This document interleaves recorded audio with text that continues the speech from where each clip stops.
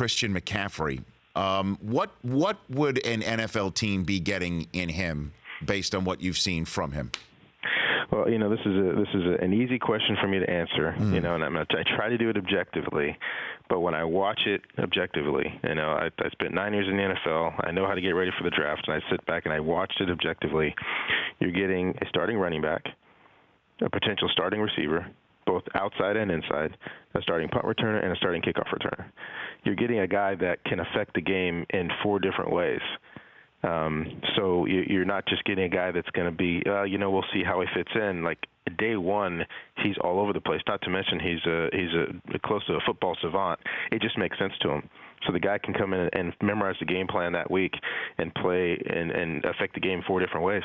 Now at the combine, Coach, watching him go through his drills, we were having a conversation during the broadcast. Mike Mayock and Marshall Falk and I were having this conversation because he was getting asked in the interview rooms all the time about not playing in his bowl game and what that meant about a window into his desire to win or play football games or be there for his teammates. What was that decision like for you at the ground level while it was happening? It was difficult.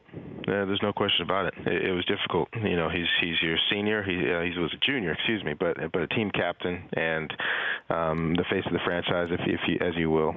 But the thing that I understand, that everybody understands, is this was hard on not just us. It was hard on him. This is a difficult thing for Christian to do, and he had to balance. His future versus one football game. Now, what I've said to him and to the team, which is, people are worried about this being potentially a thing that's going to cascade and year after year. You're talking about one of the best football players in the history of college football.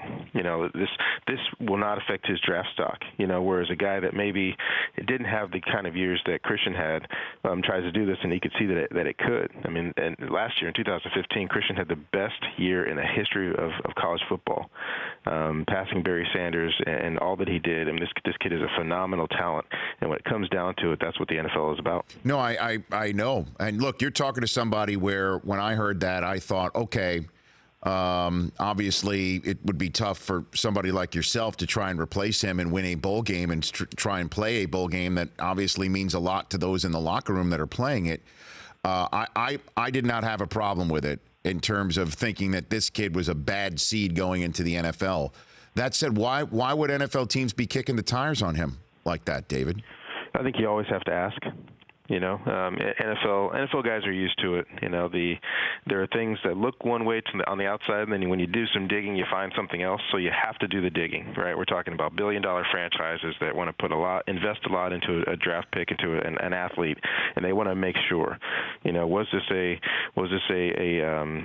something that the coach did? Is this masked by saying that he doesn't want to play when it's actually some kind of a punishment? All those things. Was he really injured and just didn't want to say that he was injured, so they have to kick the tires. But this was a difficult decision on Christian and his family, one that we all understood. And when it's all said and done, this kid is an outstanding football player and a phenomenal human being. Yet the one who's just skyrocketing up draft boards, perhaps faster than Christian McCaffrey, is Solomon Thomas. We're hearing in many ways that he could be second overall. Coach, does that how did he come into the fore for you, watching him grow from when you got him into Stanford to now where you're sending him into the NFL? Well, when we recruited him, we knew he was an outstanding athlete. And his freshman year, I'll never forget the look on our guys in the weight room's faces when they came out, and here's this 265-pound defensive lineman that jumps up and touches 11 feet. We just hadn't seen anything like that. This kid is explosive. He is physical. He is nasty. And when you look at the way the NFL is right now, where you're playing a lot of nickel because there's a lot of 3 wide receiver sets, this guy is the best interior pass rusher in the draft. He is explosive. He is great with his hands.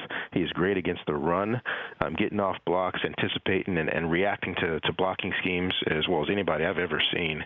So now you're looking at a guy that right off the bat, before he learns anything, he can line up as a 3 technique or 2, whatever, on a guard and play for you right now and affect the quarterback, because quarterbacks like to be able to step up. With a guy like this, it becomes difficult. How many teams reach out to you for these guys?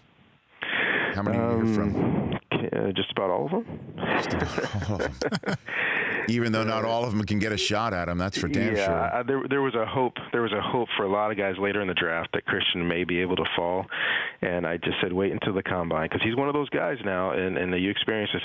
It's one thing to watch him on film, which is outstanding, but then when you see him live and you see how explosive and quick yet controlled that he is, this gets special. The Rich Eisen Show, weekdays at noon Eastern on Audience.